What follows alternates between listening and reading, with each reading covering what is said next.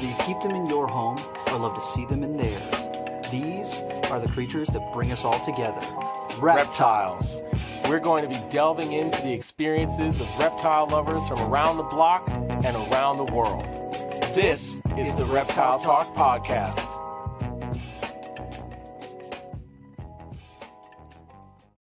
Boom, what's going on, everybody? This is Jeremy from Brassman Reptiles. And I'm Robin, I'm keeping it real. There's always some kind of dance that happens after every intro video, and today Rob's inchworming it, I guess. It was the old Nickelodeon inchworm dance that they had. It was like your finger exercises so that you could change the channel. Oh, I don't recall, but that's okay. I'm an elderly person, so I remember those days. You can't be that elderly because you're not that much older than me, bro.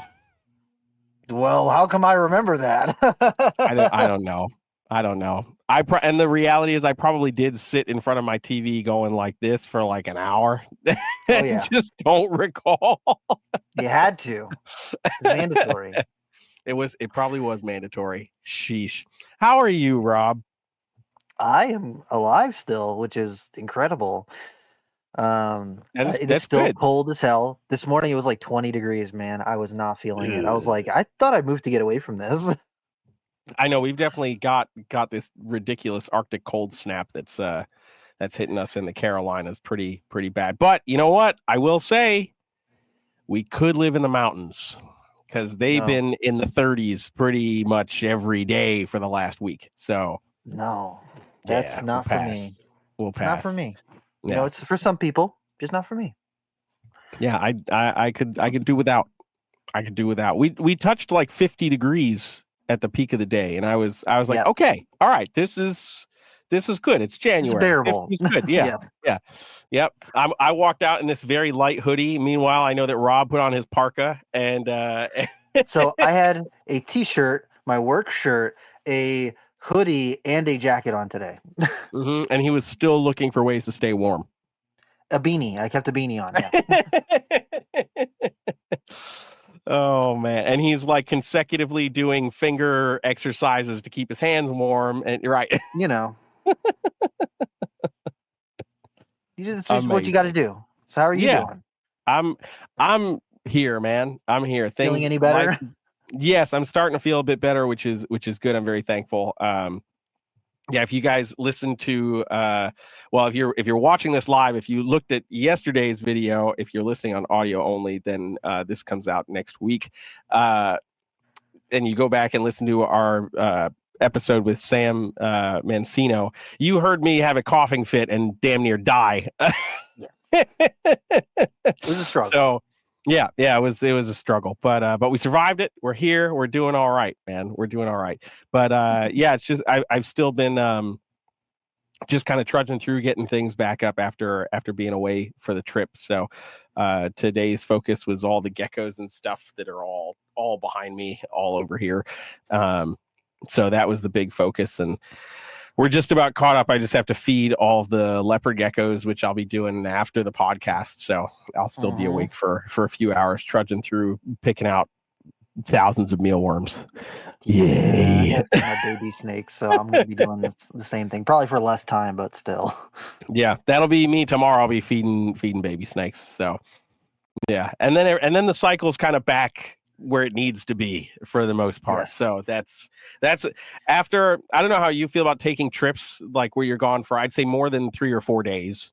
But you come back and you're like kind of dreading having to kind of catch everything back up. And like that last day when you're like, the cycle can now go back to its homeostasis. Usual. Yeah. Like, yeah, you're like, thank God. For real. Yeah, exactly. And typically I won't feed if I'm going away for a longer period of time because I don't want something to poop and then sit in poop for days, especially like colubrids and stuff that have a faster metabolism.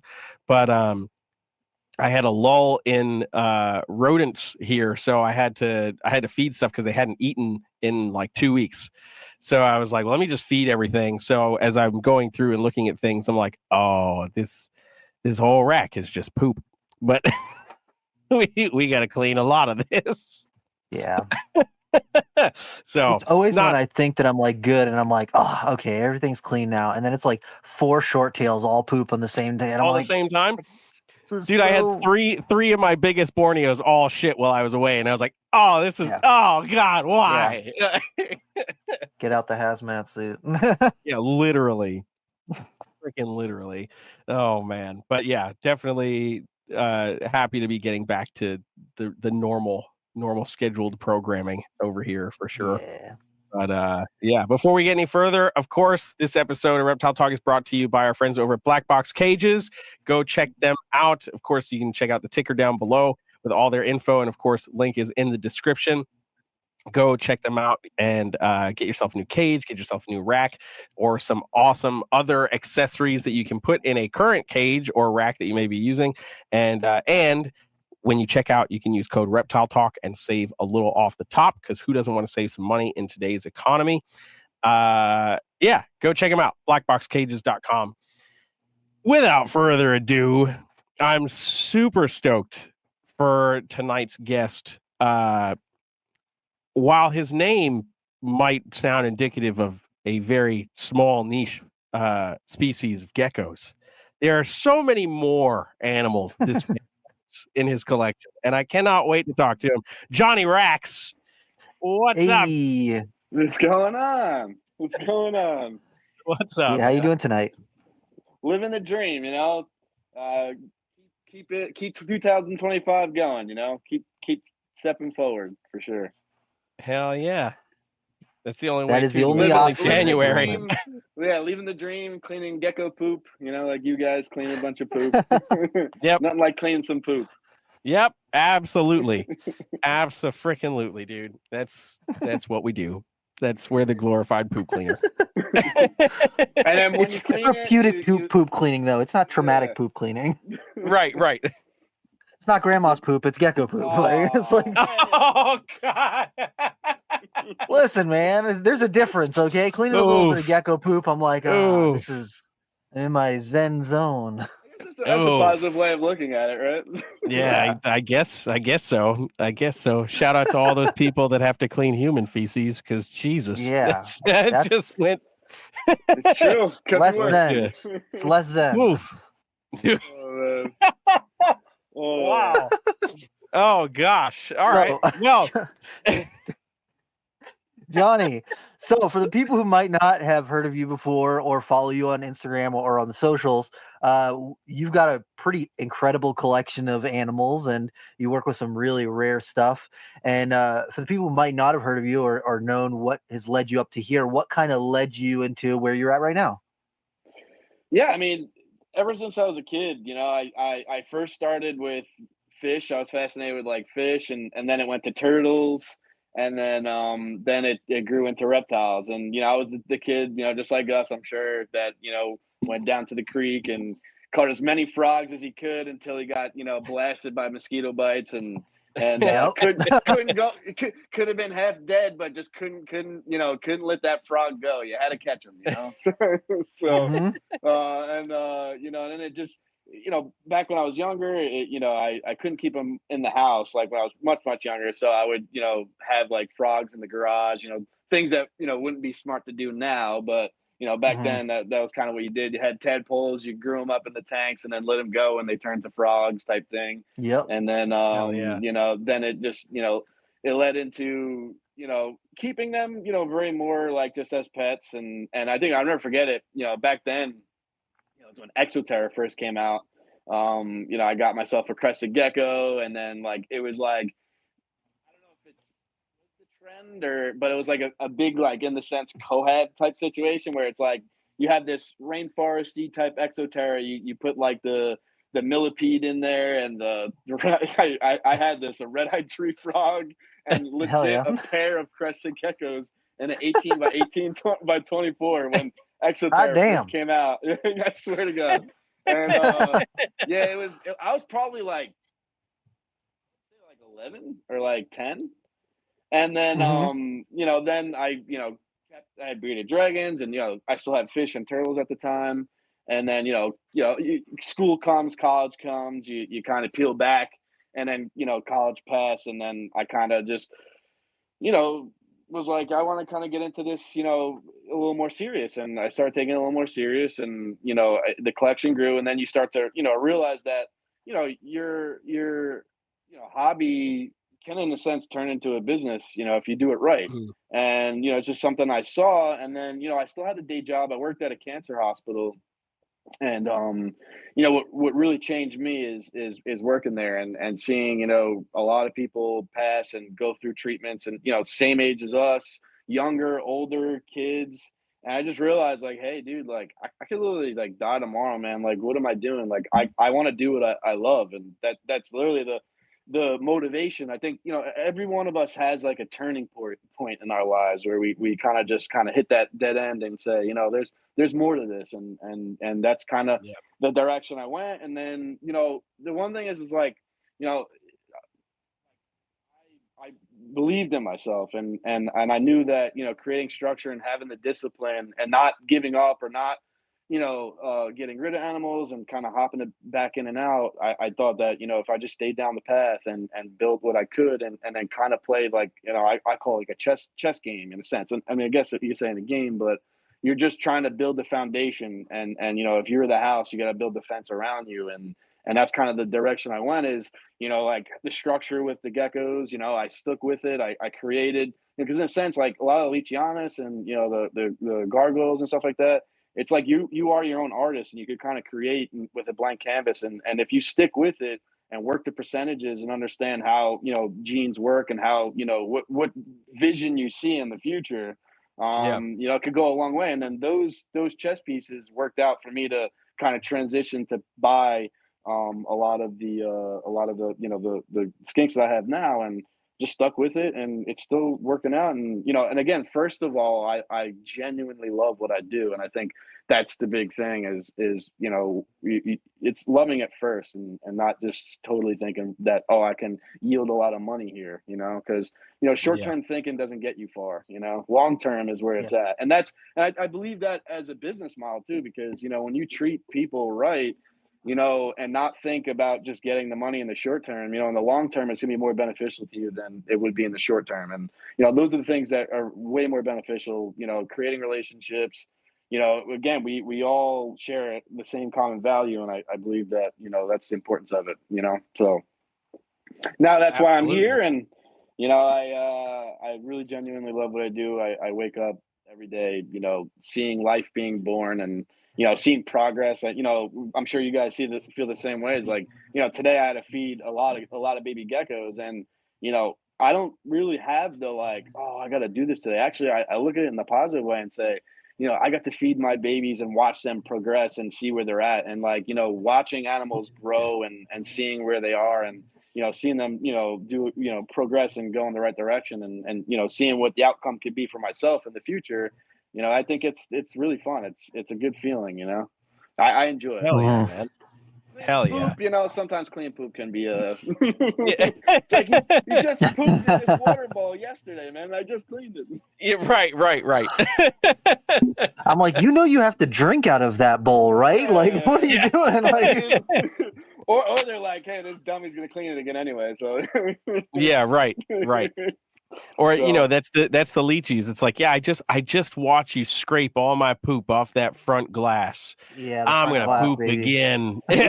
Leeches are the worst, man. Like you're just Yeah, like, I man. just cleaned that, and you just projectile poop, not in the back of the cage, literally Yeah, directly in the right on the front. front. Like Right clean on the this, front. you clean It's this, it's you. yeah, it's literally like the biggest insult.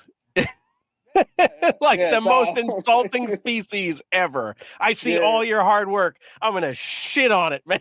Like, Oh, and it's damn. always got to be like the drippy, like just waterfall, just Ugh. it's just straight water. It's like, dude, come on. So, but no, you guys know how it goes. So, but yeah, no, that's Yeah. that's where I'm at. And I love all reptiles, and but I have a little structure. I know that there is a little bit of a understanding that I gotta make a living doing it, but I don't feel that stress of like like, oh my god, I need to make a living. I really do just think of I enjoy it. What comes and goes is it's okay with me. Like I said, that cancer Yeah. hospital changed my life, so I'm not gonna eager. I really wake up happy and just to love what I do. So I'm sure you guys feel the Oh same yeah. way. Hell yeah, dude. Yeah. Absolutely. Yeah. Absolutely. I appreciate the positive spin on doing the work that a lot of times, especially those of us that have been doing things for a while, we start to think as mundane, like feeding babies or whatever. Like we kind of go through those motions. But I definitely appreciate that positive spin of just like, yeah, man, I gotta go feed these babies, and like I'm excited to see their progress, and like knowing that Yeah. like this is Mhm. this is part of that growth and evolution. And maybe I'm gonna see one that has changed fairly drastically, and like now is a holdback or something, like Exactly. And or an animal. So you guys know, like there's ones that are tough to get on food, and they don't eat, and they start to look kind of like crap. And you say to right. yourself, Yeah. all right, well, you need a smaller cage. You need to feel a little more secure, and then you kind of help them and guide them to start eating. And what do you know? That next feeding, you see that belly is They're enhancing on it. and looks like, all right, well, this one's going in that right direction. Awesome. Like yeah, exactly. Yeah. It's just trying to put a positive, like you said, a positive spin, and that's needed. You don't want to go into it like, oh, I got to do this, man. It's just not. It's really going to be hard for you, and just Yeah. Yeah. understanding to pick and choose your battles. I think that's a big one. Don't be too overwhelmed, and that's usually the direction sometimes we can go. But if you understand to let go of some animals and do what's right for them, I think that's important too. Yeah.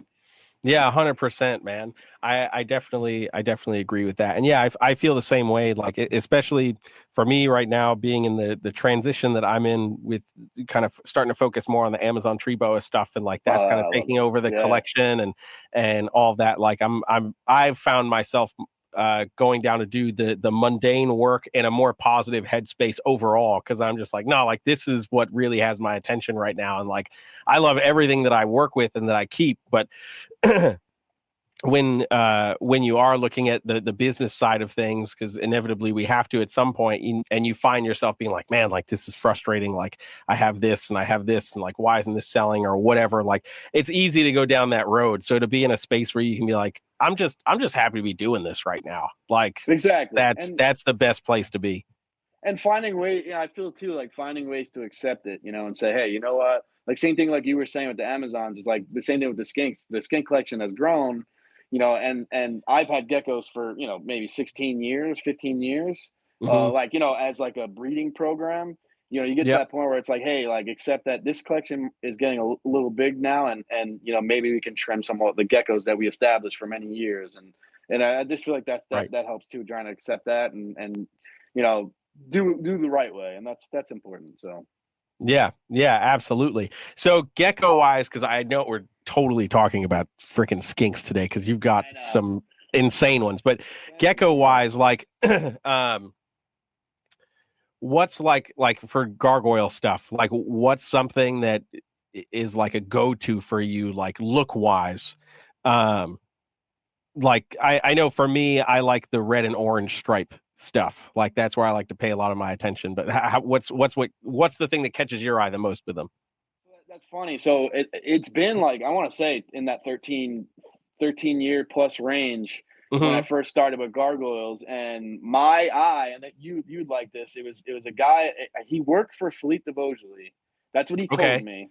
Dang. Yeah. And California, and then he moved over here, and he worked. He was at White Plains Reptile Expo, and he was like on the main floor, like where there's the bleachers up top, where like the upper deck where like the people vend. He was like Yep. right in the front. He had these like little marble jars like later on with like gargoyles in them. I don't know his name, but Hmm. back before he had the jars, he had gargoyles, and he had these real striking, nice orange ones. And I prefer straight orange. That's like always been my thing. Okay. And he had this one on the table, and he just was starting to put it out, and I was like, I want that like ASAP. Like it was just a nice glowing like highlighter orange.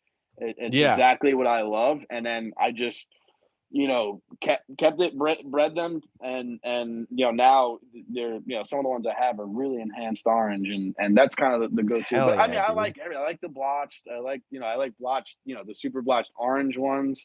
But Yep. I like all like the striped reds are cool too. But that was always like the popular thing, and I'm like, these guys are pretty cool too. Like the nice vibrant orange. look really nice too. But again, that's Yeah. what I love about Rhacodactylus is it's like there's so many preferences, and I think it touches all areas in the market, which I really like, especially like Leachianus geckos. I mean, you have all these localities, dark Yeah. animals, designer animals, and I think that you can, you're like the candy shop of, you can pick and choose what you want in a sense.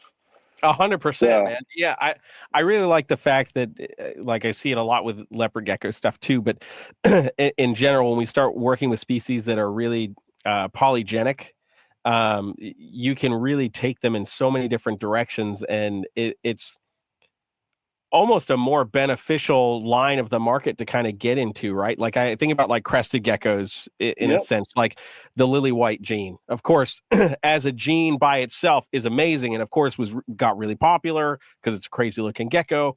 And as the market has shifted, right, and your average lily white has become more affordable, and obviously it's an incomplete dominant, so they're very easy to produce.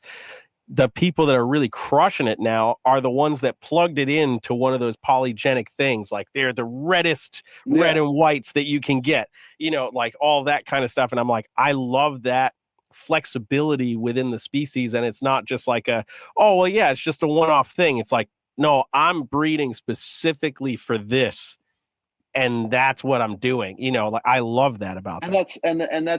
that's what like the artistry comes in play. Like you have a blank canvas, and you can, and the biggest thing is if you want to, I don't want to say make it, because everyone is in a different circumstance. Some people do it for fun; they don't want to go crazy. But in a sense, it's what you see in the long term. What happens is a lot of Right. people will think in the short term, they sell off their future stock or what they see that's going to be something that's going to be good for the future.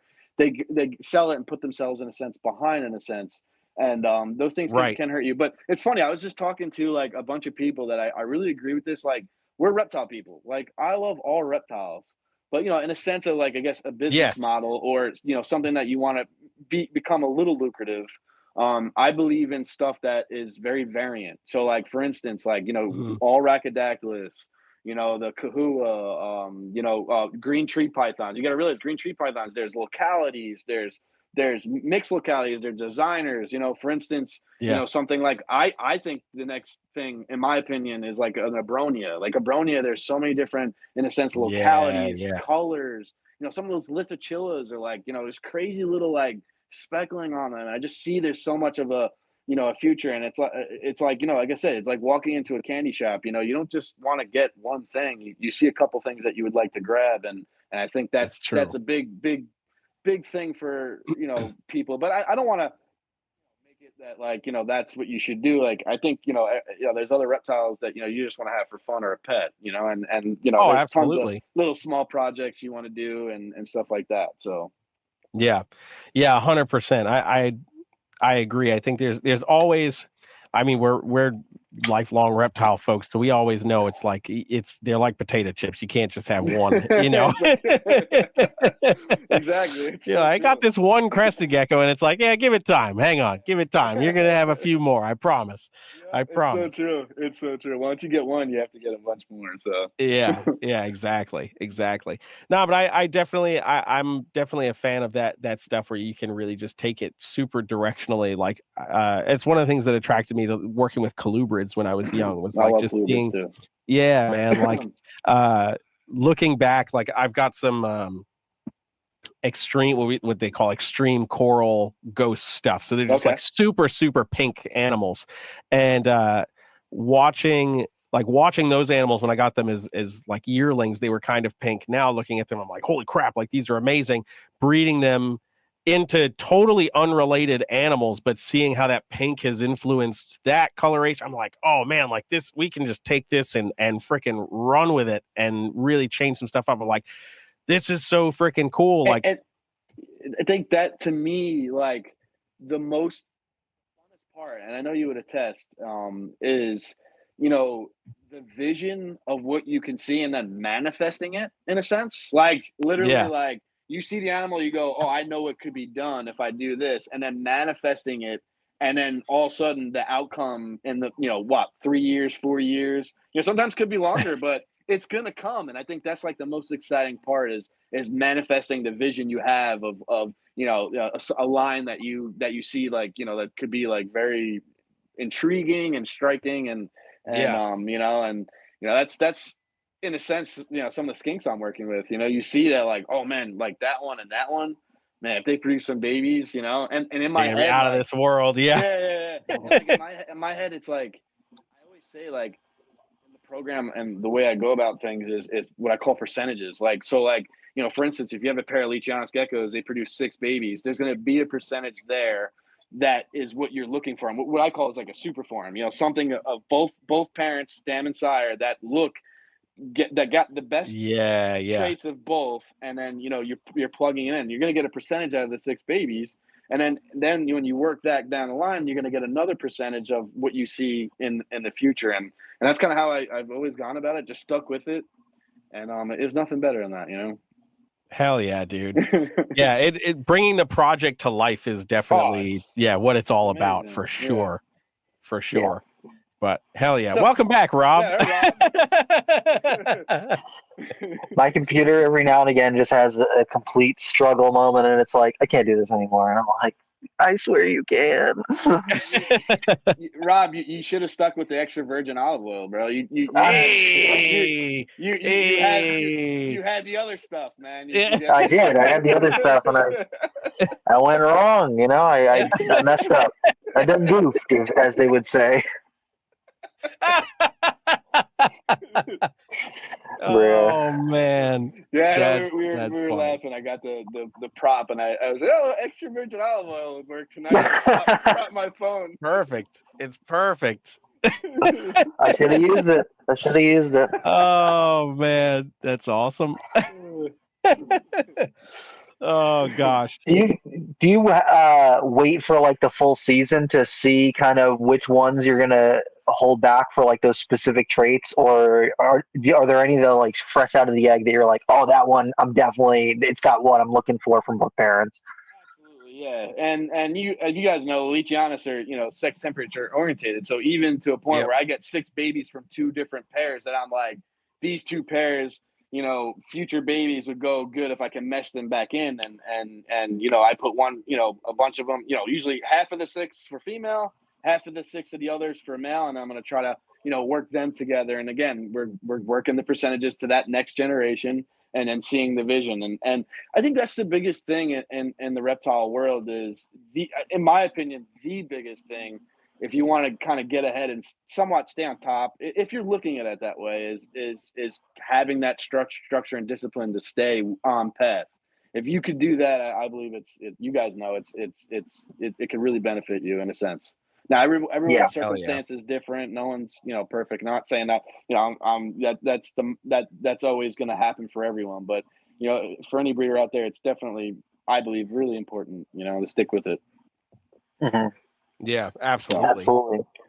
And then you never know what the end product could look like. And not to say that there's like an end, but you never know how far you can take things, because if you look at ball pythons from the 70s and 80s, if you showed them what I don't even know what the name of some of the Kabelka stuff that he's producing, but these like neon flame orange clown things, like if you showed that to somebody, the paragraph, the paragraph. That's the next line. Someone should come out with just the paragraph. The paragraph line is I'm waiting great. for the everything bagel. Come on. The everything bagel is perfect. How about the extra virgin olive oil? There it is. There it is. That's gotta be. The fresh. That's cheese, right. The fresh mozzarella. That's got to be the some Italian green tree breeders got to do that. This is the extra virgin line. Fuck, no blues, no nothing. It's just straight green. I just want my tree snakes fucking green, guy. That's yeah. Legit. But like, if you had shown somebody from back then, if you showed them, some of these ball python morphs that they're producing now, they'd be like, how did you get a bright orange ball python? Because they're just brown. And it's like, if people had not put in the dedication of selectively breeding for these specific traits, we never would have known. And I think about how many different species people have not even been selectively breeding for. They've just been trying to produce them, and they're very beautiful and everything. But just thinking, ball pythons are just brown and black. Like it's very unusual to see anything that's not just brown and black. To seeing the colors and the pattern and everything that they're getting now, when you've got beautiful things already colors in the base, like some of the Taliqua that you've got, like the sky's the limit. Like it's already there. I see it here, and I'm like, oh, this is gonna be fun because, especially Ragusa, the Western shingleback. I mean, they come in so many different patterns and paint jobs. I have literally two babies that came from the same litter, and look, when I tell you, completely opposite. Like it's just like, oh yeah, Really. there's a long term in this that can really change if we stay on path and really push the projects and do it right. Luckily, there's some good bloodlines here that we can do a lot of outcrossing and kind of play a good game, not a bad game, and obviously reptiles. It could happen that that's not the worst thing in the world if you inbreed in a sense. But luckily, there's some good bloodlines here. But yeah, I even said like I even tell some friends like like breeders. It's like we haven't even gotten to the area of like just owning a shingleback. Like Yeah. we haven't even just gotten to that point. Now, like the holdback quality, like the sky's the limit. You guys, I think you put it, shared it. You, Rob, I think shared it. That's a holdback quality. That crazy orange animal, Thing is like phenomenal. it was being born live. I took a video live of it, and it was the head was so orange. I was like, no, like just imagine when this thing first sheds, it's gonna be crazy. And what do you know? That picture that I did, that real orange one, like that was after its first shed, and I'm like the direction this could go if I stay on course. Like you said, like the ball pythons, like if they thought short term, some of these projects wouldn't have an end result like they do now and still continue. Because they thought Yeah. long term and they saw a process, they saw a vision and they manifested it. And what do you know? Especially a guy like Justin, like he's manifesting this, and then the outcome comes, and that's what we chase for. It's fun. Yeah. So Yeah, absolutely. Absolutely. 100%. I have to say shinglebacks are like my favorite skinks. So like knowing that they're at least in the States gives me solace because at some point in my life I have to own one. So I'll go on record and say I'm very jealous that you have numerous. yeah. It was again a vision and like it there was no distractions. It was said, Johnny, do the best you can to obtain and focus and and the hard work that went in, some luck came along the way. Like a good mentor of mine like Dave Sutton, who had a collection he built for many years, since like early 2000s if I'm not mistaken. He built it, and he says he's grateful all the time, but like in a sense, it's almost like there were times I get emotional like that. I'm grateful to get the opportunity because he wanted his animals to go into a person's hands that's going to do right, animal welfare wise, and two, stick with it and run the torch. And that Right. came in my lap that, and he was so like he wanted it so bad to go in the right home that even to a point where like I didn't have the money like that, and he wanted to wait, and he wanted to make sure that it goes in the right hands, and it's I'm beyond grateful it worked out for both of us, and here I am, and it's the job's not done yet because I think it's important that I do my best for the hobby and for everyone. Yeah, obviously these guys aren't a cheap price tag, but we are in a starting point, and you got to start somewhere. And I'm gonna do the best I can to run the torch and build the dream and help others. I'm sure everybody would want one, so it's there's other breeders out there, but they are, and I am a big key to the hobby to try to push it. Exactly. Yeah, Absolutely. no, it's like no short term thinking. It's long term. It's like I got to make sure to do the best I can to establish and do right. So. Mhm. Yeah.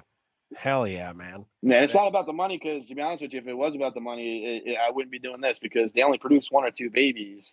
Yeah. Right, It's right, not like exactly. not like if I wanted to be straight businessman, it's not probably the best route to go. But I think it's it's important and to do things the right way because there's a lot of crazy crap going on, and if you do it right and captive bred, work hard at it, establish and really push it, and that's what I want to do. So Yeah. There's a greater sense of pride in that realm, man. It's like, I mean, like that's how I'm approaching a lot of stuff with the Amazons. I mean, granted, far oh, more I love readily the Amazon. available, but Yeah, like, but they're so but cool. like to be able to produce a solid quantity of captive bred animals to bring to market where people can kind of avoid the wild caught stuff and still have plenty of options and everything. Like that's where like I'm trying to carry that torch, and like that's the long term focus for me with that project. So I definitely get that, like being so locked in and having that drive to be like, no, I want to make sure when this comes to fruition, it's like the best quality, the best possible outcome for everything. So yeah, I'm And 100% with that. yeah, and you're like in a sense you can hopefully domesticate them because they could be a little bratties, right? Yeah. At times. Sometimes, yeah, sometimes. The reel that I posted today, I probably avoided like a dozen or so bite attempts. So, you, you're gonna be a grade A ninja warrior soon, yeah, exactly. So I no, but literally I've been tempted, like while I'm cleaning cages, to play Everybody Was Kung Fu Fighting just like, Yes. while I'm going through. but like I would say Amazon Trebo is like I'm sorry, like I don't think there's any like reptile out there. I mean, I'm sure there is that like when you get like a litter, it's just like randos. Like it's totally like isn't it like totally each one is like could be totally different or far from or is there like a kind of a consistency do you see? Because I always see like There's maybe a litter and it's random. Yeah, there's definitely some consistency as far as like there's a handful of traits that we know are inherited a certain way, like tiger and leopard and red calico to an extent, and even like Halloween and garden. But a lot of it is still up for debate, and with so many animals still being bred that are wild caught, like we a lot of times we just don't know what's going to happen. But there's a handful of guys that like they've been breeding long enough where they've Yeah. kind of been able to break it down and make sense of it. So I definitely feel like in the next like 5-ish years or so, we're probably going to have like a bit more, not 100%, but a bit more of a sturdy understanding um, of how things are transferred and stuff. And of course, there's the occasional wild card animal that comes into the country or that somebody pops up and produces, and then we're all sitting here like, Yeah. I don't know. That one got the extra virgin olive oil. I don't. Oh god. It's Right. fugazi. It's Yeah. fugazi, It's a Yeah. Got fugazi. a little fugazi, a little Yeah, a fugazi. little fugazi. Oh man. That's freaking funny. But yeah, man. So I'm trying to think, like, so what percentage of your collection is like geckos versus the skinks? It's creeping up on probably close to half and half right now. I Mhm. would say it's creeping. I would say geckos a little bit more, but being that a lot of the stuff I have like with blotched and I have lowlands. I have some Agurnia stuff and the shinglebacks, the westerns. Some skincoides, the easterns. And Oh a yeah, lot of the stuff I kind of held back a lot. So yeah, so it's getting close. Like I have blotched are like near and dear to me. They're sentimental, and I think it was the old like, yeah, they can't be bred, yeah, and Yeah. you guys know it's like, oh, they can't. All right, well, I'm now it makes me even want to do it more, and yeah, um, it came into fruition, and I couldn't believe it, and it was even to a point where like. I knew the first year I bred them, I knew she was gravid, but I like, nah, I'm not convinced. Not until it's yeah. done. Until Like the it's like babies are out. yeah, she's like breathing heavy, like looks like a balloon, and I'm like, nah, she's not gravid. I'm just gonna say it's not. And then yeah, I woke up one morning and it is probably like the coolest sight to see in the world. Like I couldn't believe it. Like you get like it's unbelievable. Like semi emotional, man. And I'll be straight up. Like even to this day, I've done it. It's um, 4 years in a row. Wow. And every time it's been very much, couldn't, weak in the knees, like, oh my God, this is unreal. And seeing live, you guys know, seeing live birth is just a whole different vibe. It's just like, Yeah, and, yeah. and again, to see like, to see something that's everyone said that it's almost near impossible to breed them, getting to be done. And, I believe that a lot of people can breed them and hopefully that people have that mindset because the opportunity for others is there and I hope for it because they're just an amazing pet in my opinion. They're little puppy dogs. Hell yeah, dude. Yeah. Hell yeah. Dude, I can't even imagine just walking in and seeing some of those chunky babies in there. It's so incredible. Yeah, I call them like little punks. They like, they hiss and get all nasty, but they don't do nothing. They're just little punks, like, and you can just go in there, and that's the best I love about them. Is you can just go in, grab them, no problem. They're like little puppy dogs. Like even the shinglebacks, like I love the pits I have because like that was my whole vision too on the pits is like being able to just like a tortoise pen, just be able to go in there and Yep. pick them up. Just like it's just like if you're out in the wild, and Yeah. I think that I incorporated for that reason. I made sure that it was like waist level too, so like you can go in there, grab them, and I love it. I think there's so much benefits to, especially live birthing animals, open pit style, in my opinion. Hmm. I think it just really helps with timing and in a sense they are their own incubator, and sometimes cages in a sense could be it could be a pain in the butt, and if the cages spike, things can be a little bit more of a problem. Not saying that it can't be done, Right. but Right. I like to I look at everything I go into. I look at it as like the roulette wheel at the casino. It's like the more numbers you put on, the better chances you're going to be. And I think that if it's same thing with like a lot of the Taliquas, for live birthing, a lot of live birthing animals, the more you give to them, the more odds, the more numbers you can put on, at the roulette table, the better chances you are to having success. And I really like the open pit style, in my opinion. I think it really helps with their the gradients of temperature and being able to thermal regulate. I've noticed too, like even just observing, like, I'll have a shingleback or like a blotch that, their basking is 100 and it's like usually 102 degrees. And the other side of the pit is like high 60s. And like they'll bask for literally like 20 minutes, leave and go into a cool spot, but at a point they'll thermal regulate at the same temperatures for a very long time. How they do that, you Hmm. guys might be, I'm not like crazy scientific, but it's just so cool that they can hold temperature of where they're at for only basking for like 20 minutes in a real hot environment. And it's like, I think Yeah. that's what happens in the wild is that they come out in the morning, they get a good bask. It's hot as crap out there, and then they just Yep. go into a burrow and pretty much be down for the rest of the day, and they'll thermoregulate. But when you temp gun that animal after they've been hours away from the heat, they're pretty much the same temperature, and it's usually always into the mid to high 80s.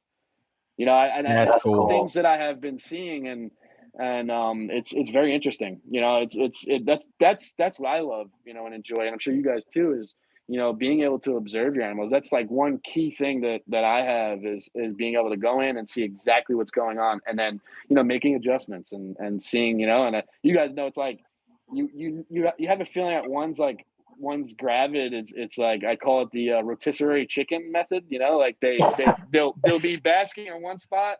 You go change some water bowls, and all of a sudden they're like rotated around, and it's like Yes. you're cooking something, aren't Yeah. you? I love that. Yeah, I so it's freaking like, love that.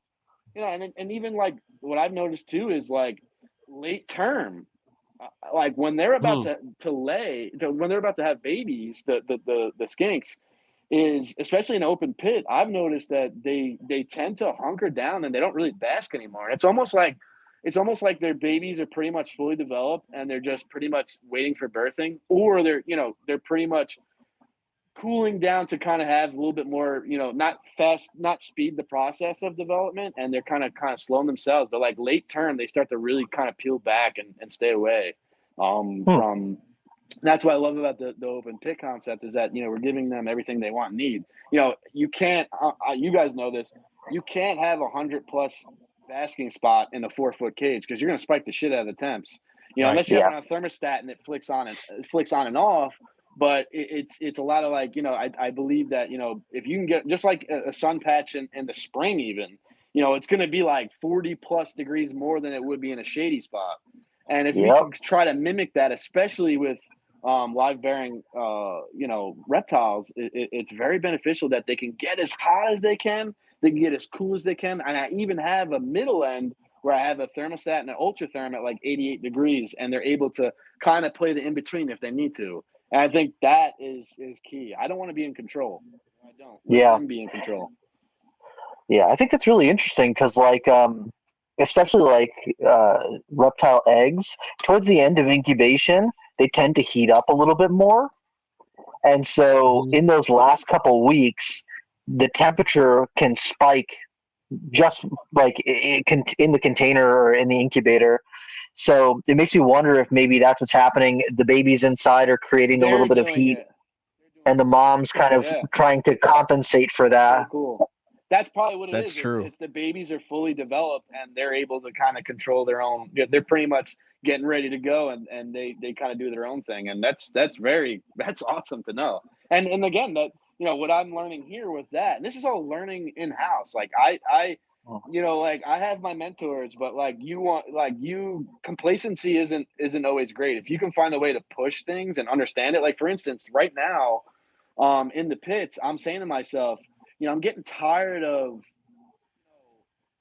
like, having animals sit in a brumation process with no lights on for like months. I mean, with no lights on for like months. And sometimes I see them pop out, and I say to myself, right now, and I've tried this last year, and it has worked.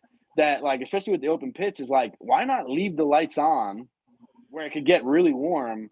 But because it's an open pit, it still stays as cool ambient as if it was in the wild, and they have the choice to maybe pop out, get some water, and do their own thing where I don't have to be in control of it. Because that's what I do is I tend to manually do it. So like, for instance, 100% that, the collection I have,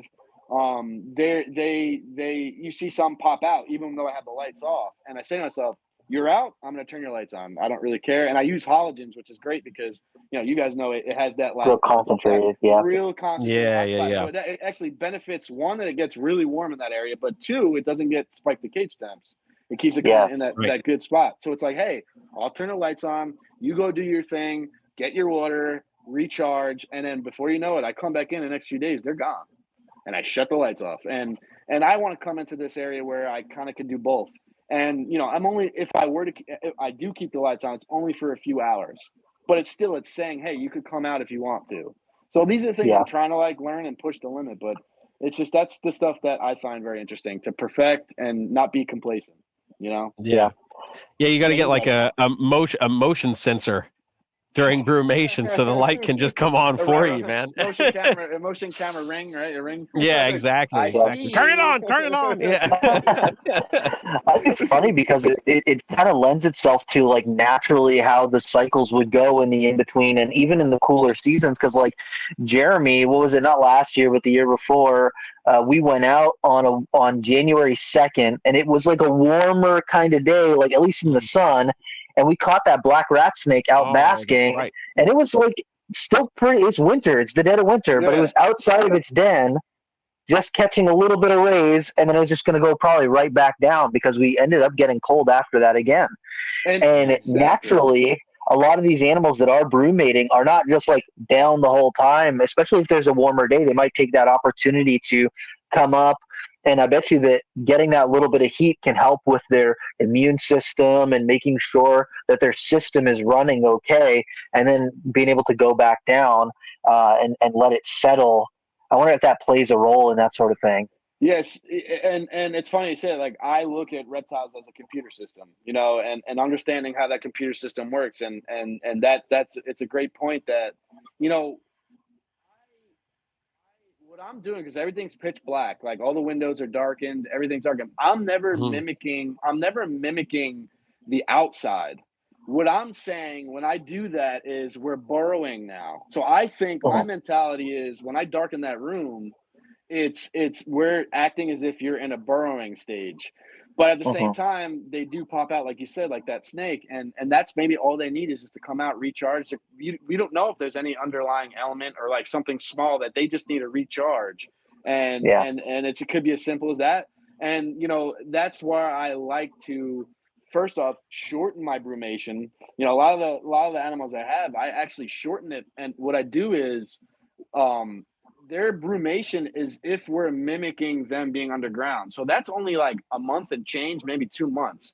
It's when I start in September is where it technically is starting the brumation process. Now, meaning, we're shortening light cycle just a touch. We're dropping the nights just a little bit more. I always say to people, I repeat myself, but I really love this example. Is like, when you guys fly in a plane, right? And you hear your pilot come on, they're like, "Yep, we're descending, or we're about getting ready to land." And like, if you were the first time on a plane, you'd be like, "Oh, we're here, we're here." No, it's not.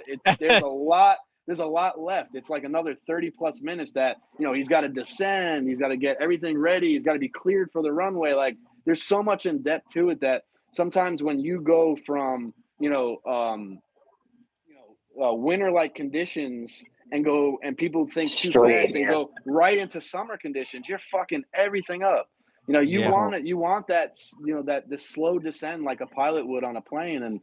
And I think that it's people come up to me and say, "How long do you cool your animals?" And it's like, I hate to say it, it's such a hard question to answer because technically 1 month, in the eyes of the way I look at it, but in the full process, it's from September all the way up until the beginning of February, and we're slow, like you said. Right. Technically, it is from September till February, but if I say that, they think lights are off from September to February, but it's not. It's the starting process, and we're slowly descending into winter and then slowly coming back out and going, and if you can mimic that, and this is just as simple as, light cycle, slowly starting to decrease the ambient temperature. And really, like, it's like, this, Jeremy, and I'm sure Rob, it's like, a musician, like you got to fine tune it, and you can't Yeah. fine tune a guitar in 3 seconds. No, you got to like get Yeah. it going, get it ready. And I think that's kind of what it is with reptiles. You just got to understand how to fine tune and not rush, and I think that's where a lot of success has come for me. And again, I don't want to, everyone's circumstance is different. Like these blotch, if you really want to have great success, you can breed them in a brumation process at 55. And you absolutely can. I know Phil Tremper has done that. But again, back to the roulette wheel, I want to put everything on every number, and I want to get them into the 40s, and I do push them to the 40s, but not a lot of people can do that. So everyone's circumstance is different. So I don't, everyone's subjected. Us reptile keepers, especially if you have a family and stuff, you're subjected to one room, and you have all these animals in different climates and areas, and you got to find the in between. It's again, you're putting one number on the roulette table instead of you could put a bunch of numbers on the roulette table and increase your odds on having success. But if you could follow those Right. methods with a lot of reptiles, it could be very beneficial. So I'm sure you guys feel the same. I would hope. Yeah. No, I mean, I definitely feel it. Like when I was breeding Brettles pythons, like the first time I ever bred them, like I was told, like they got to get really cold. They want to be dropped down like into the 50s and whatever. And I'm Yep. like that, like the first time I had heard that, it was the first time I was working with a species that was capable of kind of really handling that long term. And I was like, that just makes me really nervous. So I cooled them like I did all the other Morelia. And luckily, because the room sat naturally warmer because I had Yeah. so many other animals, there was enough of a drop where they cycled and did well. But I had friends that were like, "Oh, if mine are in the 60s, they won't breed at all." And I'm like, "Well, mine were in the 60s and they were fine, but my entire room dropped to that. So like the entire ambient temperature dropped. So I think that was enough of a signal. And Yeah. even when I moved here, the basement didn't get cooler than I think like 65, and still produced spreadles without any issues. And I'm like, haha. But But but also you did the slow descent. Like I'm sure you had 100%, yeah. if you kept it flatlined, you probably wouldn't have success. But there was definitely Right. a way, a cycling that played a big role, and I think that's the biggest component too. In a sense, we Yeah. are Mother Nature, and if you could control your ambience while still having those basking spots, it could be very beneficial. But even the blotch, I know scientists and stuff would probably maybe hate me, but maybe not. I don't know, but I'm sorry, I don't believe they go through a brumation process. I believe they go through a hibernation, and I think that's what a lot of people don't see is there is another dial that they need to get down, and if they're not set down to that dial, because most breeders, I would hope to attest. Obviously, again, people that have them outside, it's a total different vibe. But anybody that's doing them inside, compared to some of the Western Ragusa I have and some of the Western Occipitalis I have, these guys go into a full shutdown. Like they when I first started, I got like stressed out because they were rigor mortis. I went. I was like, I tried to be that guy, like, oh, let's do health tests and make sure they're okay. And I would grab one, and it's like, and I'm like, it's dead, it's dead. And then all of a sudden they started Oh, jeez. kind of like a little bit, like, and I'm like, all right, well, and I just believe that, like, I'm sorry, if you have a blotch blue tongue like pop out of what I call hibernation, usually you're gonna have trouble, and you're not gonna have success. But they need a full. I believe that they go through a hibernation process, and even some of the, I wouldn't doubt some of the, like, more southern form of, like, Ragusa aspera. Some of the southern giants, the big boys, I think that they need to be kept, in a sense, that much cooler, and they go through a hibernation process. I believe so. I think there's that extra switch they need to get there. That's just my opinion. Yeah. It's not fact. That's what I believe. Compared to, like, when I see Occipitalis or Ragusa, like, you see them pop out every once in a while, and they're more more cognitive to you. Like, they're like, like it's a different thing than what blotch would be. Yeah. I definitely wouldn't be super surprised by that. I mean, I'm sure if you start looking at like weather conditions in those ranges, you'd see it kind of hit. Yeah, it's going to hit that next level, because like we see the same thing with different tegu species. Like, I know, and I've talked with our buddy Josh Ortiz, like he's tegu guy, but he talks about the brumation process, and he's like, different species brumate at different lengths of time. He's like, I have species that come out before others, because their clock naturally is like, okay, well, it's going to be 2 months, or it's going to be 4 months, or whatever. So they already, it's kind of like pre-programmed. It's so another switch, they kind of know. I would say, like, it's another, like the Occipitalis, some of the Skincoides, even some of the northerns, the intermedia. There's a switch, but like the blotch and some of those southern forms, like, even I wouldn't doubt Tasmanian blotch, there's another switch. There's a whole other switch that they need, in my opinion. My opinion. Yeah. Have you?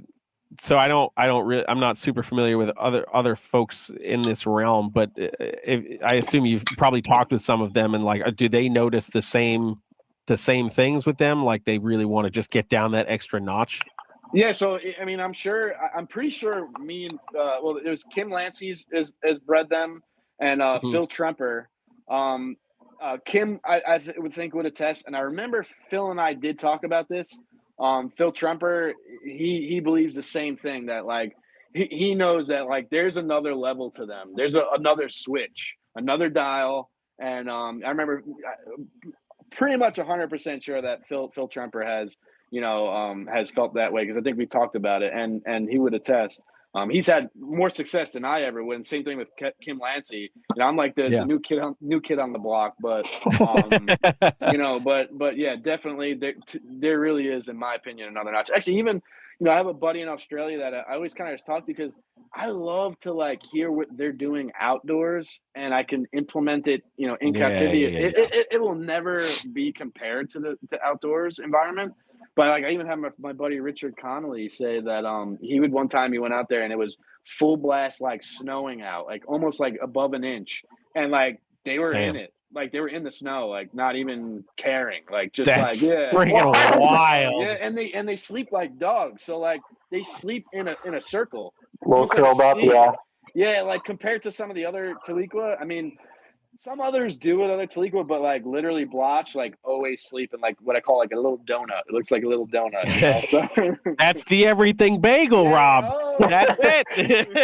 It's a little croissant. Yeah. Oh god, That's so, but funny. yeah, no, I mean, I enjoy this. You know, I'm actually, you know, they're in a brumation / hibernation, and I'm bored. I'm like, I kind of want to start waking them up, but they still got some time. Yeah, I feel that, say, dude. That's how I feel with like, the I get a break. colubrids down. Yeah. I say, oh, I get a break, and then I'm like, oh, I'm bored. I want to bring them bastards out, you know? Yeah. You're like 2 weeks into it, and you're like, oh, I miss my animals, man. Yeah, Like, come on out. Yeah. I'm eating too many Italian bread and some Yeah. salami and prosciutto. You know, I got the gabagool. I've been eating this gabagool for 2 months now. The pasta and meatballs, I can't do it anymore. I got to get myself going here. You know. Oh my god. Oh man, that's awesome. Have you ever taken a bite from one? I have, and it can hurt. So I was so I co-had like a lot of my female, the Nigrolatia, the blotch, and Yep. you know, I went to go clean caging, or actually pits because they're in the pits, and both females were gravid. And right lead up to when they're about to have a litter, they are the nasty son of a bitches on planet Earth. Like even the shinglebacks, like you go near their area, bro, they chase you. So I went to go grab, and of course it's the big freaking BIT, you know what? She was the one I wanted to grab last, which I kind of wish I grabbed first. I went to go grab the one female, and she flew out and just grabbed my finger, and like they had like vice grips, and she made me bleed too, which I was surprised. But yeah, she's actually surprised. back before pre-CITES, when we were allowed to import them. I imported a new line of Nigrolatia, and she's produced 2 litters for me. So there's new bloodlines in the States. But now, unfortunately, now we don't have a shot anymore to get them. But at least I got some from her. She had 2 litters, and it was 2 years in a row she had 5 babies. Actually, the one who bit me, if you were on my Instagram, I know you guys watch this. There's a video of like when it was this summer where you took a video in the pit and you saw the babies next to mom. Uh-huh. That was that was the one that bit my finger. She's nasty. She's huge, like huge. she had 5 babies and 3 infertile ovums. So she could have had a litter of 8, which is which is not common in Highland form blotch. So that's wild. beefy. Yeah. So yeah, it's a big friggin' damn. As far as shinglebacks, I have actually never gotten bit by them. But they show their bluff like much earlier if they're in that mood, and you got to realize like with the pits, it's like you're coming over the top of them. You're not like going. Yeah, it's more predatory in nature. Yeah. So and they have that third eye on the top of their head, so like that sensor is like that sensor is what I told could be used as a compass and it's used as a sensor for like birds. So I don't doubt it's just a natural instinct. So if you catch them off guard and you're coming over the top, they throw full display at you.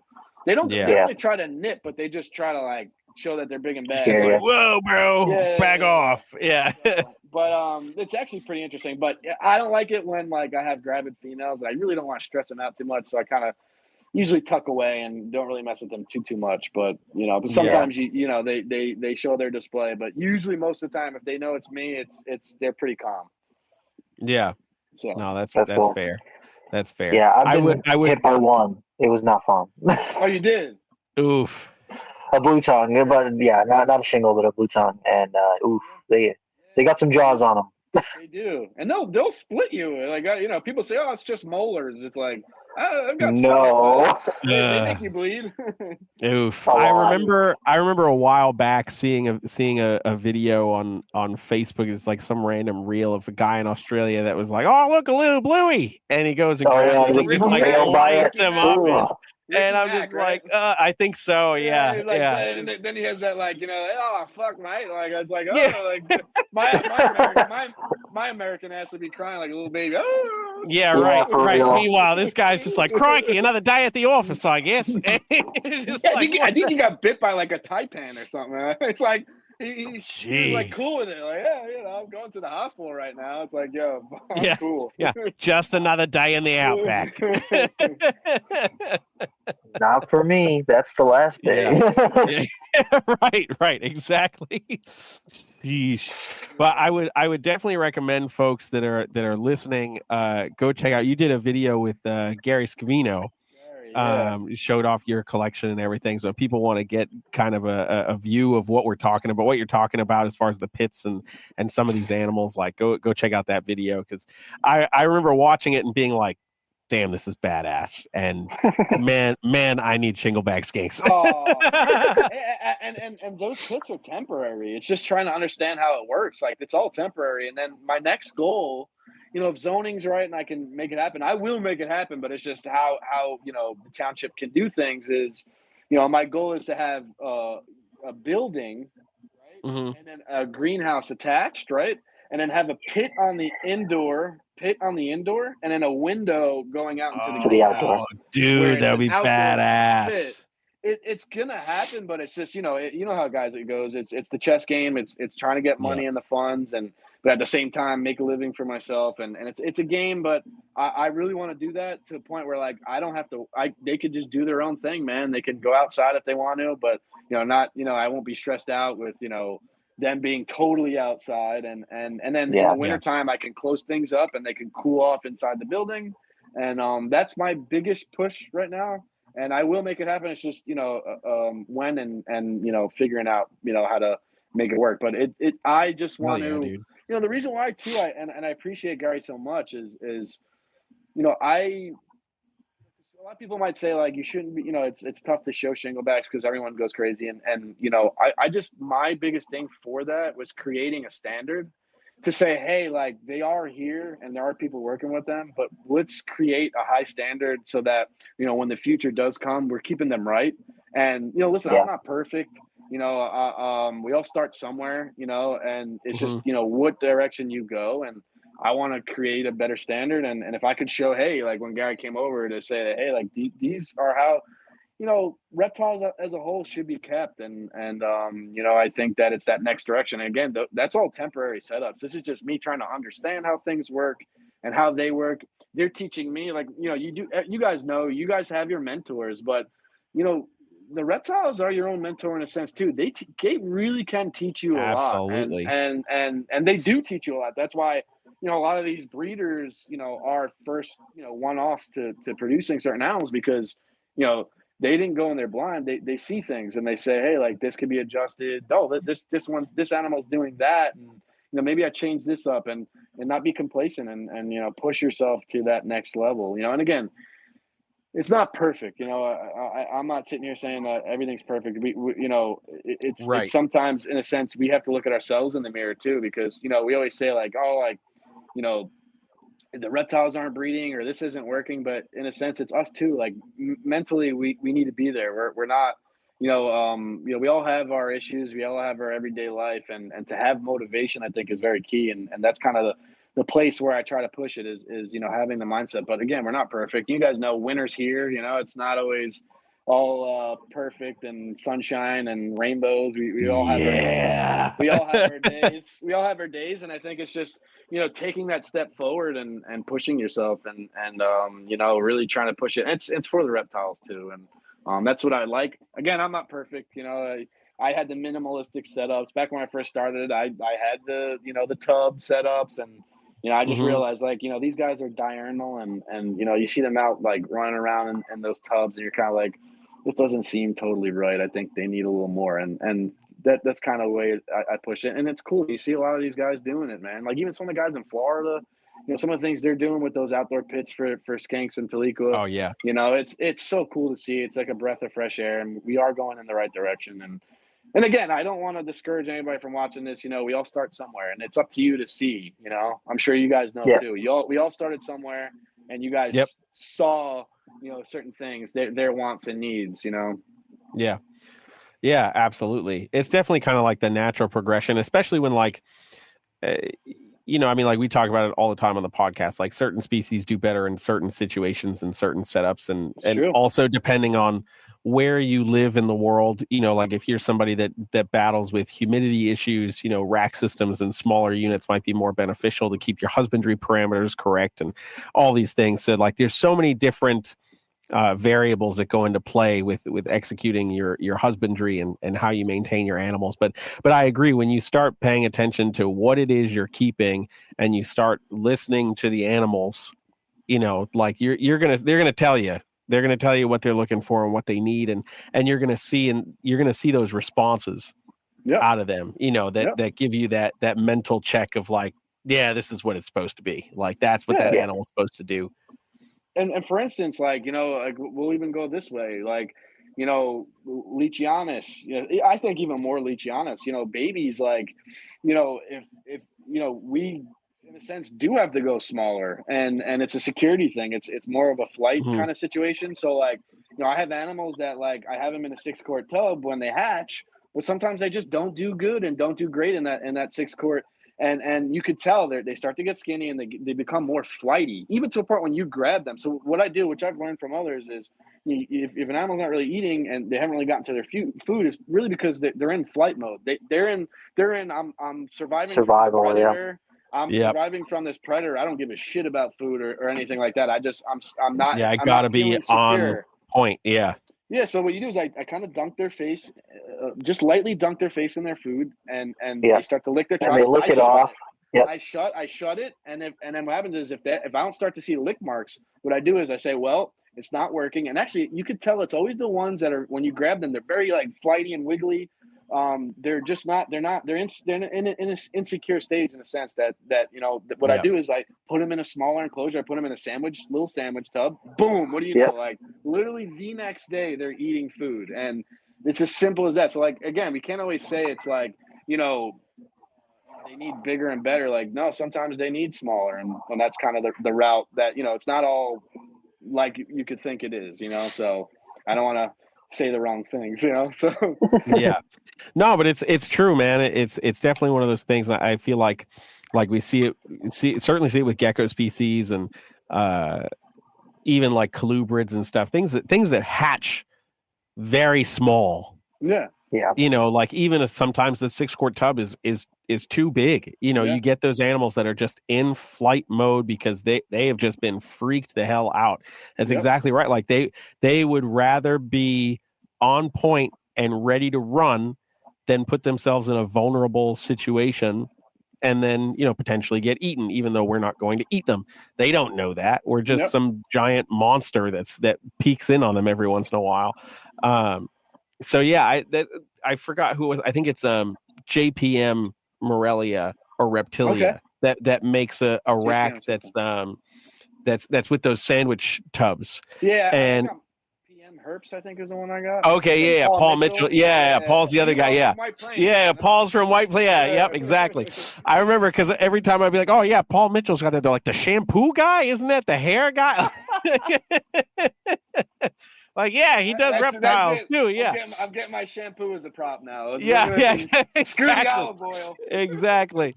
But yeah, and I'm like, I want to get at some point. I want to get one of those racks, because I think for the smaller stuff, you need to have that space where you can be like, okay, well, this baby would normally do fine if it just felt more secure. So I want to have something to the side where it's like, okay, you feel more secure. Once you're good, I'll give you a more appropriate enclosure, but like, I need to make sure that you're good. We want you to be fine. And it's interesting, reptiles being as primal, but also advanced as they are in a way. Like, they'll literally sacrifice everything to make sure that they're safe, which is wild. Yeah, it is different. It's freaking wild, man. It's like, you weigh less than a gram. You need to eat. Otherwise, you're going to die. And they're like, no, I got to run away. I got to be ready to run. It's so true. And it really, I've noticed over the last few years, it's always the ones when you go to grab them, they're like wiggling out and freaking out, and the ones that eat, you go and grab them, they're like really like in a sense calm. It's weird. It's so weird, man. It's like, what's up, dude? Yeah. Exactly. Exactly. Yeah, man. It's definitely interesting to see for sure. So lychee wise, like what's your favorite locality on the lychee stuff? Ooh. I really like in the small island forms, I really love the Nuami and Bros. Okay, And then yep. as far as Grand Terror, I love my two favorites are the Poindemier and the Mount Kogus, the Troger Melanistic. Ooh, heck yeah, dude. Yeah, those are my absolute favorite. For sure. And then you got your like designer stuff. I have, a line that I've been working with. It's like my goal was always to have like a real dark base and like a real vibrant red. And that's something that I've been working on designer wise. So yeah. I love the Bros. I think they're really underrated. I think, they can come in some crazy colors and speckles, and it's a really, really nice locality in my opinion. Hell yeah, dude. Yeah. Hell yeah. That's like, I've encountered like one of the Kogus, and it was the meanest gecko. It was like it'll give a tokay a run for its money. The thing was brutal. Yeah, they're like, in a sense, they're also like very cage aggressive. Especially if that cage is eye level with you, they think they're big and bad, and like. But then once you take them out, like 9 times out of 10, they're a bunch of puppy dogs and they aren't gonna do shit. Whereas a tokay gecko, you take them out, no, they're gonna bite your ass. Yeah. Sometimes, some of them. Yeah. I've seen some videos at Nerd. Yeah. Kevin will be grabbing them and he'll be just ripping them up. Sometimes. Well, some are nice though. Some are nice. Yeah. I remember seeing an old video of Kevin from Daytona, like probably like 2011 Daytona or something. And Jeff Barringer from Kingsnake, I think, was doing the interview, and he's like, "So you have tame tokay geckos, huh?" And Kevin just like, "Yep, I certainly do," and just like throws this tokay gecko in his hand, and it doesn't care, and I'm just like, "Yeah, that's pretty cool, but you couldn't do that with any of the tokays you have now, bro." I miss. He used to have this really big leucistic one in room 5. That's name was Lucifer, and he used to hang out behind the enclosures in there. But if he called it out with like a frozen thawed pinky or with like a roach or something, it would come right out, and he'd feed it, and then you could just like pick it up right off the wall. The thing was huge. It was massive. And it's like, Freaking what's wild. crazy is like how popular they are, but how much more popular they would be if they were like all tame. Because like they are still popular. Like people still love tokay geckos, but imagine if they were like all very much tame, how much more like even like they would be like people, everyone would have them. I would have 20 of them. I'll say that.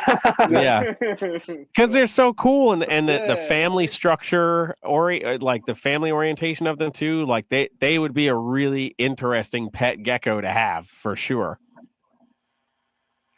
They come in different colors and paint jobs, and I think it's awesome. It goes back to what we were talking about. That you there's animals you want that touch like all markets. They're all variety, and people have a preference. They can grab this color or that look, and tokay is definitely one of them on that list. There's some cool stuff. Yeah, absolutely. But for the most part, people are just like, no, I don't want to bleed. I just don't want to bleed. And I understand as a victim of a tokay bite, of multiple tokay bites in my life. Pass. Rob's like, yep. Yeah, it's not fun. It's not all it's cracked up to be. I have had my fair share of tokay bites, and I would tell all the new employees at Nerd, I will take a bite from a snake that is up to 6 feet long before I will take a bite from an adult healthy tokay. And the thing is, I heard because like I have friends that have both that say like tokays are worse than leachianas, and the reason why is like, and I mean I experienced this where leachianas, they do the like and then that's it. But the yeah. tokeis, they'll just Fight. they'll hang Grab, on. hang on. Yeah, like don't do that. They do like a bluff. It's hilarious. They'll just and it's the sound then the bite. It's like, "Rah!" And you're like, oh shit. Yeah. It doesn't really bite you. Some of them do bite you, but I hear like tokeis like no, they don't really they don't let go and they'll shred you. Yeah, Cheese, there's like a video. grater. There's a video. I don't remember if I put it on my TikTok or if it went on the nerd TikTok, where Kevin's moving some tokay geckos into other cages, and he's got this bigger, like T positive albino.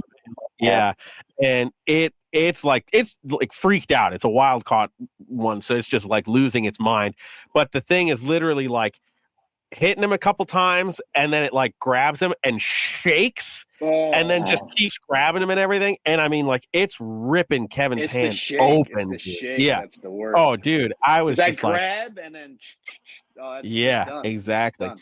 But like when you watch a tokay gecko bite and hold on so hard that like its eyes sink back into its head, you're just like, not gonna let go. Yeah, you're just like, dude, this is so unnecessary. Like, this is so unnecessary, bro. You have made your point.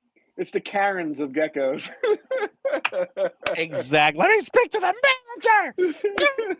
Yeah, exactly. Flashbacks to Nam right now, dude. That's some really bad tokay bites. Oh man, dude, it's so it never ceases to amaze me, man. Like those things just yeah, when they are in get the hell away from me mode, they just go for broke. And it's like, dude, you're gonna snap your jaw with the amount of pressure that you're using. It's wild.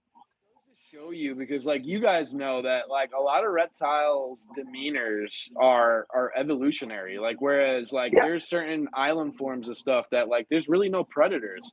It goes to show you where they come from. Everything is out to get them. Everything's trying to kill you. Yeah. Everything. So like this big Homo sapien is messing around with me. He's out. Yep. Exactly. Yeah, so many of those species are just like, oh yeah, you are pretty low on the food chain here. Like, I get it. I do get it. Even say with like basins compared to northerns, right? Aren't northerns a little more snippy, and then the basins are kind of like a little more mellow? Yeah, they're like whatever. Yeah, I'm sure there's probably a part of that too, where there's something out to get them, and it's evolutionary early there. So it's that stuff all interests me. So yeah, but they still absolutely. They've been around, and it seems like they have not been domesticated properly. Yeah, I also feel like it's so much of it is, especially with arboreal stuff, like they're so sight driven. Because if you think about it, like in those rare occasions where they are lower to the ground, they have those predators to worry about. But then when you're up in the trees, you've got more predators to worry about, depending on where you're at. If you're not in a super dense part of the canopy, you could be fairly exposed to a bird or some other arboreal creature. So I can only imagine that. But you guys seen that video of like, I think it was a snake killing a tokay, and then the other tokay was trying to flying snake. Yeah. The freaking Chrysopelli is like, game on, bro. It's literally it's like a perfect example of like what they go through, that they take it out on our fingers. Absolutely. Yep. Freaking wild. Also, kudos to that flying snake for going after a tokay like that. Just saying, that's a ballsy move, buddy. It made a mistake, man. It did, but that's a ballsy move, man. Like you'd think, like they would know. Yeah, one would think, right? Like tree snake training school. Like if you see this animal, leave it alone. Yeah. Oh man, that's freaking funny. You look so cozy right now, Rob. I'm like, I want to whip out a blanket just to join you. Dude, that's his olive oil. That's the olive green right there, dude. This is a heated blanket that I got for Christmas, and so I'm just like, yes, I'm just gonna get toasty right now. Yeah, because Rob is probably cold at the moment. I'm always cold. No. Always. Freezing. It's supposed to be like negative degrees up here. Yeah. Ooh. It Oof. was 20 degrees when I woke up this morning, so it was cold down here. Not that cold, but it was cold. That is cold. That is very cold. It's too cold. It's just too cold. All of it's too cold. I'm ready for spring. I'm already Yeah. ready for spring. Yeah. It's always like after Christmas. Like I feel like if after Christmas we went straight into spring, it would be just lovely because it Yeah. just kind of lingers a little too long. Yeah, especially up Yeah. there, dude. It's like you've got spring, summer, a little bit of fall, and then but spring seems to be getting shorter. So it's like the rest of the year is winter, aka road construction, and it's just absolutely terrible. It's just awful. Oh my god, I hate it. Man, So strange. freaking ridiculous. I wonder if that is affecting the breeding seasons for things, because I feel like I have stuff cycling weird this year compared to how it typically does. Mm-hmm. Yeah, no, it plays a role, because whatever happens out on the outside, it happens even more on the inside because it's just there's not really a big total fluctuation. So like even just a couple degrees can play a big role, Yeah. from what I've seen, and I'm sure other breeders see, So Yeah, I think over the last few years, like I've spoken to breeders of numerous species that have all been like, yeah, like stuff's like just going later. Like it's bizarre. So yeah, and I think that's what you have to do, I always say like, I what's his name, Bob Ross, was it happy mistakes? Like, yeah, yeah. one of those like it's okay. Don't stress too hard on it. If it delays a little bit, just it's a happy mistake. Just keep yeah, that's how I look at it. Basically. pretty much. Hey man, as long as the animals are cool and they're doing what they got to do, that's all that matters at the end of the day. Yes. I'm At least for me. I'm excited for 2025. It's going to be fun. Yeah, for all of us, I'm sure. We always have projects that we're interested in and seeing what happens next. So, Yeah. Hell yeah.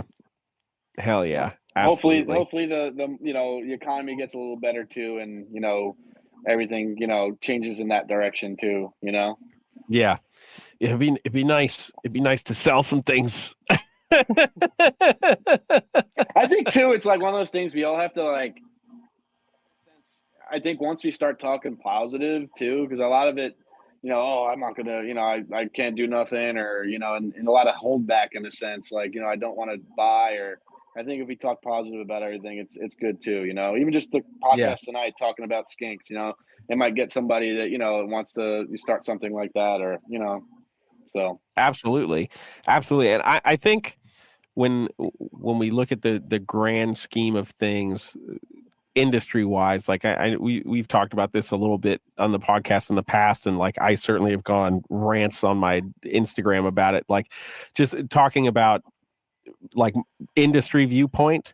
And ball pythons drive so much of what this industry does, and of course that industry is feeling a lot of pain right now, like as sales have slowed down, prices are kind of going through their turmoil, but the entire industry isn't necessarily suffering.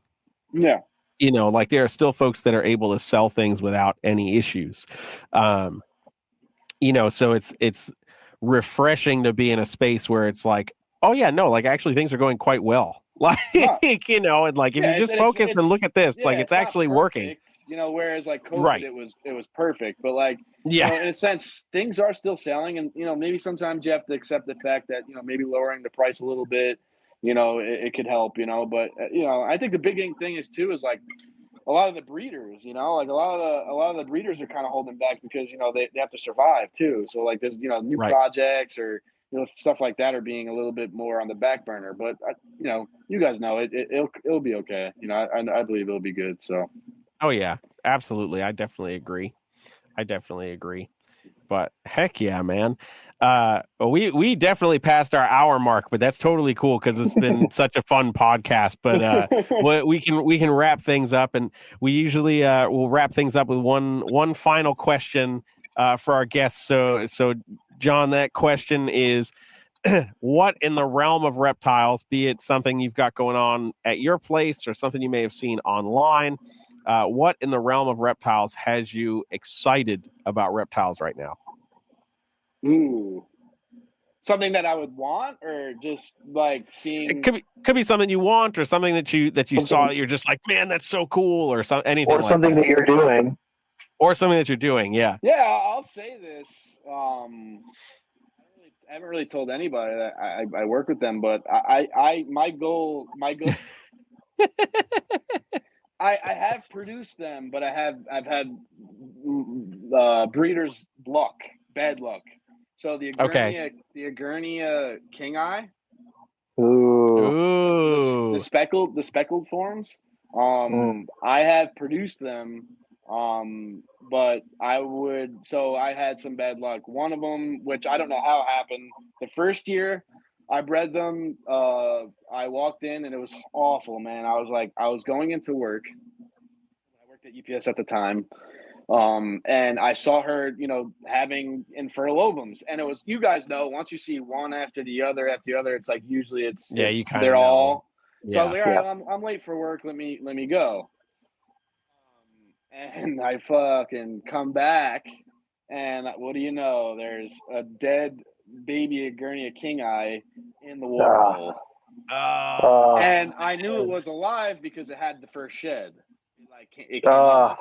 But the Ah. thing is, That's a I don't bummer. know how that would have happened because the bowl wasn't crazy deep, and like Agurnias are like really, like, you They're guys know sturdy. Agurnias are smart, man. They're very Yeah. smart. So like, I just don't know. And then this year, which that's why sometimes I'm not a fan of the cages, or like, too smallish of cages, like the 4-footers. I had Hmm. a Gurnia King Eyes producing. It was 3 babies, and they were all premature. And I really do believe it Ah. was because I kept the cage too warm. And I think Mm. she either got into distress and dropped them early. Which I haven't really said that. I'm weird. I'm the type of guy that, like, I have things, but I'll never use them as like a Pokemon card. I like to produce them first and show that, I put in the right work, and then I show the public. Usually, if you ever guys notice, a lot of stuff is like all the babies I produce. I'm just like Yeah. weird with that. Like, I don't want to show something that I never produced and then kind of use it as like a Pokemon card. But Mm. this one, it's like, I guess, I'm telling you guys is like, not everything's perfect. And that's probably one Yeah. thing that I'm looking absolutely forward to, because Lagurnia King Eyes are so cool, man. They're the closest thing to me to Varanus, if not, Oh. I think that they're even more of, like, because they're a social group. So there's a pecking order. So like, if you have Hell yeah. if you have a Yeah. group of them, there's like a pecking order there, and they are extremely smart.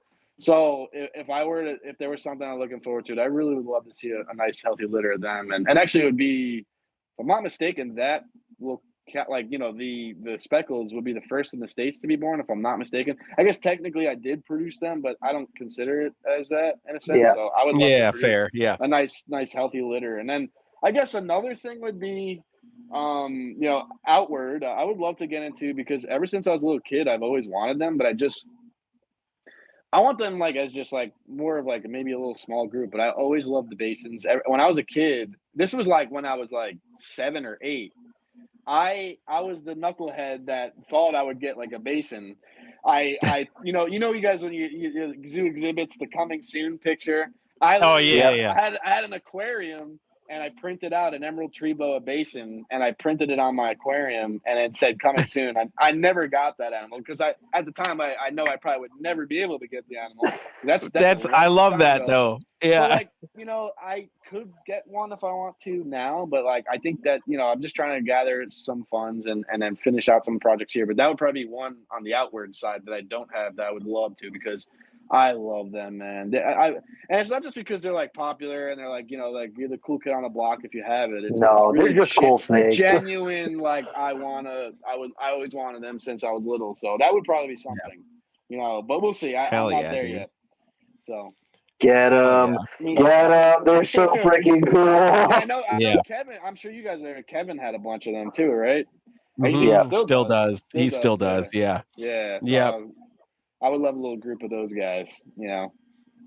Hell yeah, dude. I'll say they're phenomenal. They're really cool snakes. The hype is real for them. Like some things are overrated. I think basins are rated perfectly. They're really incredible. They're really cool snakes, and they're worth every bit of hype that they get. So that means I should get some. That's it. I'm convinced I should get. Yeah, it's definitely worth it. It's definitely worth it. I will say, yeah. Yeah. I always love basins too, and that's one of the things where like I don't have any desire to get green tree pythons, but basins are still like top of the top notch. Like I will have a basin someday. No, yeah. I feel like it's one of those like as you know a herper, like you gotta have yourself a basin. That's like everyone, and I believe that's gonna be with shinglebacks. Like everyone's gonna would love to have a shingleback. Yeah. You know. So yeah, they are great. They're so easy to take care of. They're just cool looking. They're puppy dogs. Their demeanor is so calm. You know, I really strongly believe, and I don't know if Australians will beat me up for this one, but because they don't have any true land tortoise. I believe that shinglebacks are the non-evolutionary, land tortoise of Australia. Like they don't have the shell, but they are everything. It's the tortoise without the shell. Because I love that. They eat the mixed greens. They're very like blah, like slow. They live really long. They're just such a nice animal, man. And I just think that in a sense, like it's almost like they just are missing the shell. Okay, we got to Photoshop a shell onto a shingleback. That's what's got to happen. Yeah, AI it. Yeah, there you go. So what we're saying is a shingleback is a hermit crab that just hasn't found its shell yet. it's the olive oil, but it needs to get to the extra virgin olive oil. There you go. There you go.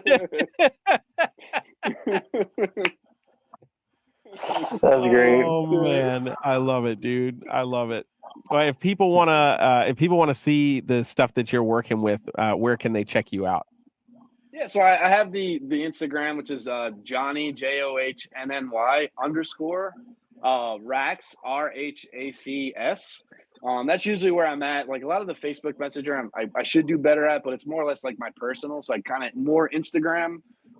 So I'm there, but yeah. Hell yeah, man! Rob, thank you so much for coming on. I appreciate it. No, that's our collective question that we like to ask everybody. Yeah, I'm always curious to see what it is because sometimes it comes out of left field and somebody's like, "Oh, I saw something crazy online," and it's like, or some people talk about like the things that they have got going on in their own collection, or sometimes it's like something that you want to get into in the future. So I'm always curious to see what has people excited about reptiles right now because it's always something different and it's never something that I would have like expected to like. I would never have expected you to say I want to get an Amazon basin. Like it's just it's interesting, right? But it's a little window into what keeps the fire alive for people. Awesome. I love it, Rob. And I appreciate you guys. I really do, Hell yeah. Hell yeah. I know I met Rob I was with Darnell Empire. Yeah, that's how we met. And then Jeremy, I met you at White Plains. I know it was a long time ago. But that was a good time. Yeah. So it all comes together, the community, Hell yeah. Hell yeah. Absolutely. Dude, thank you so much for coming to hang with us, man. Yes. Like, this was a blast. Thank you very much for coming on. Thank you for having me. It means a lot. All right. Hell yeah, dude. Go put that extra virgin back in the cupboard, buddy.